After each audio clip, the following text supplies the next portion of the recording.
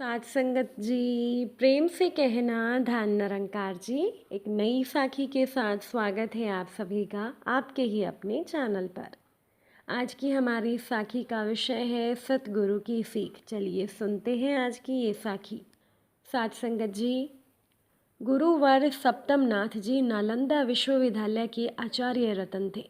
वो गुरुदेव ही नहीं, शिष्यों को ही अपना देव मानने वाले वो सच्चे शिष्य देव थे। वो केवल किताबी ज्ञान नहीं प्रदान करके वास्तविक अनुभव सिद्ध ज्ञान प्रदान करने में विश्वास रखते थे।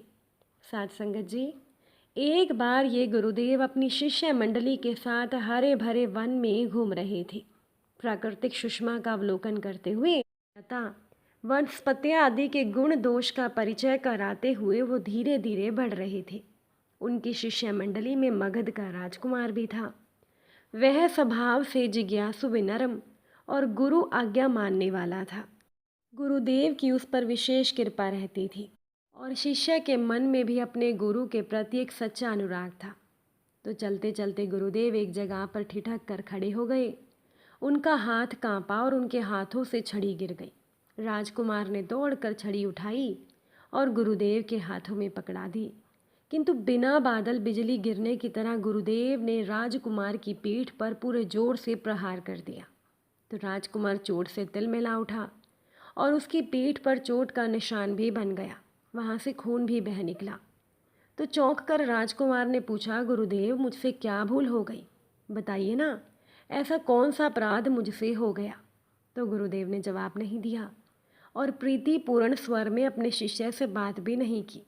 केवल इतना ही बोले कि समय पर इसका जवाब तुम्हें मिल जाएगा। काल चक्र चलता गया। गुरुकुल से लौटकर वो शिष्य मगध का राजा बन गया, किंतु जब कभी भी वो एकांत में बैठता तो अपने गुरु के अप्रत्याशित प्रहार का दंश उसे व्यग्र कर देता था। अब समय सबसे कारगर मरहम है। समय तो सभी घावों को ठीक कर देता है। तो एक दिन राजसभा में किसी कार्यवश गुरु का पदार्पण हुआ। तो शिष्य ने अपने गुरु की पूजा अर्चना की, उनके अभीष्ट कार्य को पूरा भी किया। लेकिन राजा, जो कि एक समय गुरु का शिष्य था, वो अभी भी उस दिन की घटना को पूरी तरह से नहीं भूल पाया था। इसीलिए राजा ने सविनय प्रश्न कर ही दिया, गुरुदेव, वन स्थली में परिभ्रमण करते हुए उस दिन आपको क्या हो गया था? अकारण ही मैं आपका कोप भाजन क्यों हो गया? तो गुरुदेव ज़ोर ज़ोर से हंस पड़े। बोले, वत्स, उस दिन मैंने तुम्हें पीटा कहाँ था, मैंने तो तुम्हें पढ़ाया ही था।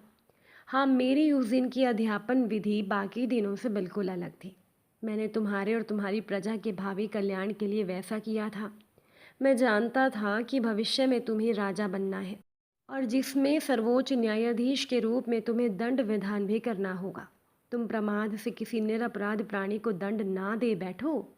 इस उद्देश्य से मैंने निरपराध व्यक्ति को अकारण दंड दिए जाने से कितना कष्ट होता है, इस तथ्य का तुम्हें अनुभव कराया।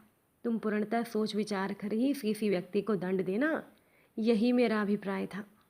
तो राजा अपने गुरु के चरणों में झुक गया और गुरु की पग धूली राजा ने माथे से लगाई। साथ संगत जी, किसी शहर में गुरु और उनका शिष्य रहते थे। वो दोनों बहुत सुंदर खिलौने बनाते और दिन भर बनाए हुए खिलौनों को शाम के समय बाजार में बेच आते थे। गुरु के द्वारा बनाए खिलौनों की अपेक्षा शिष्य के द्वारा बनाए गए खिलौने ज़्यादा दामों में बिकते थे। इसके बाद भी गुरु शिष्य को रोजाना काम में अधिक मन लगाने और ज़्यादा सीखने की शिक्षा देते थे। गुरु शिष्य को कहते थे कि मेहनत लगाकर काम करो, हाथ में सफाई लाओ। तो शिष्य सोचता था कि मैं तो अपने गुरु से अच्छे खिलौने बनाता हूँ, शायद गुरुजी को मुझसे चिढ़ होती है। आखिरकार शिष्य ने एक दिन गुरु से कह ही दिया, गुरुजी, आप मेरे गुरु हैं, मैं आपका सम्मान भी करता हूँ, लेकिन आप हमेशा मुझे काम पर ज़्यादा मन लगाने के लिए ज़ोर देते हैं। यह आपको भी पता है कि मेरे बनाए हुए खिलौने आपके बनाए हुए खिलौनों से ज़्यादा कीमत में बिकते हैं। तो गुरुजी ने बिना किसी उत्तेजना के शिष्य की बात का जवाब दिया, बेटा, आज से 20 साल पहले मुझसे भी ऐसी ही गलती हुई थी। तब मेरे गुरु के खिलौने भी मुझसे कम दामों में बिकते थे और वो भी मुझसे अपना काम और कला को लगातार सुधारने के लिए कहा करते थे। मैं उन पर बिगड़ गया था और फिर मैं अपनी कला का विकास नहीं कर पाया। अब मैं बिल्कुल नहीं चाहता कि तुम्हारे साथ भी वैसा ही हो।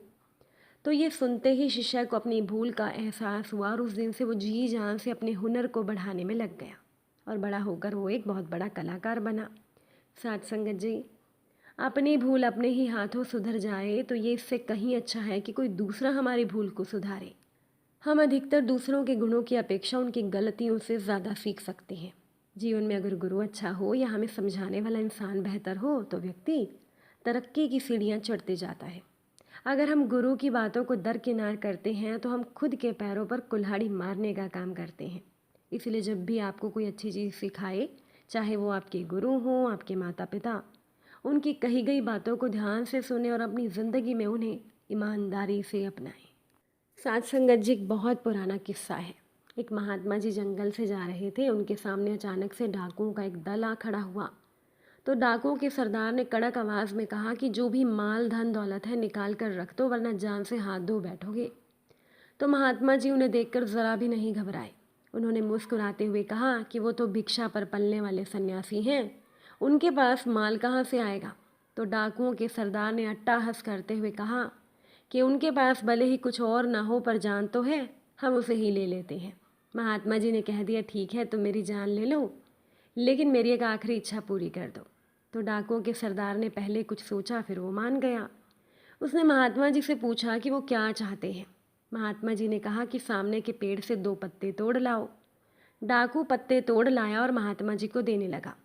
तो महात्मा जी ने कहा, ये पत्ते मुझे नहीं चाहिए, तुम इन्हें वापस पेड़ पर लगा कर आओ। तो डाकुओं के सरदार ने हैरान होकर कहा, ये आप क्या कह रहे हैं?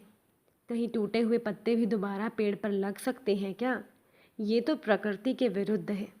तो महात्मा जी ने उसे समझाते हुए कहा, अगर तुम टूटी हुई चीज़ों को जोड़ नहीं सकते तो कम से कम उसे तोड़ो भी मत।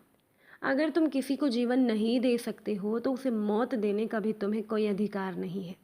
महात्मा जी की बातें सुनकर सरदार की आंखें खुल गई और वो अपने साथियों के साथ हमेशा के लिए लूटपाट छोड़कर एक नेक इंसान बन गया।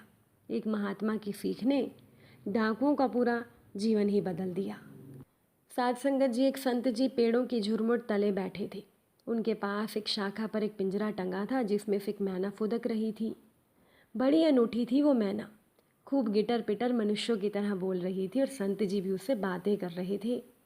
तो इतने में नगर सेठ अपनी पत्नी के साथ संत जी के कदमों में हाजिर हुआ।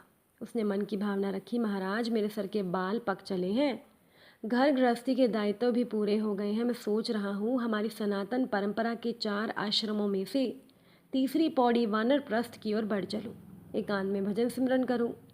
तो संत ने बिना किसी लाग लपेट के एकदम खरा बोला, सेठ जी युवन में इत उत डोलने से हरि नहीं मिलता। तो सेठ ने कहा, फिर कैसे मिलता है हरि, आप ही बता दें महाराज। संत फिर मैना से बतियाने लगे, मैना रानी बोल राम राम। तो मैना ने दोहराया राम राम। संत उससे ढेरों बातें करने लगे। सेठ सेठानी मैना को इतना साफ बोलते हुए देखकर खुश हो रहे थे। तभी संत उनकी ओर मुड़े और बोले, जानते हो सेठ जी, मैना को मनुष्य बोली कैसे सिखाई जाती है? आप उसके सामने खड़े होकर उसको कुछ बोलना सिखाओगे तो वो कभी नहीं सीखेगी। इसीलिए मैंने एक दर्पण लिया, उसकी आड़ में मैं छिप कर बैठ गया। दर्पण के सामने पिंजरा था, मैं दर्पण के पीछे से बोला राम राम। मैना ने दर्पण में अपनी छवि देखी, उसे लगा कि उसका कोई भाई बंधु कह रहा है राम राम, इसीलिए वो भी झट सीख गई और समझ गई। इसी तरह से दर्पण की आड़ में मैंने उसे पूरी मनुष्य बोली सिखाई और अब देखो ये कितना फटाफट बोलती है। इतना कहकर संत ताली बजाकर हंस दिया और फिर इसी मौज में सेठ सेठानी से सहजता से बोल गए, ऐसे ही सेठ जी भगवान कैसे मिलता है ये तो खुद भगवान ही बता सकता है, लेकिन अगर वो यूं ही सीधा बताएगा तो तुम्हारी बुद्धि को समझ नहीं पड़ेगी। इसीलिए भगवान मानव चोले की आड़ में आता है और ब्रह्म ज्ञान का सबक सिखाता है। इंसान बनकर आता है इंसान को अपनी बात समझाने, और उस महामानव को हम सतगुरु कहते हैं। सतगुरु की साकार देह निराकार ब्रह्म का दर्पण है। प्रभु सच्चे गुरु की देह में प्रत्यक्ष हुआ आता है।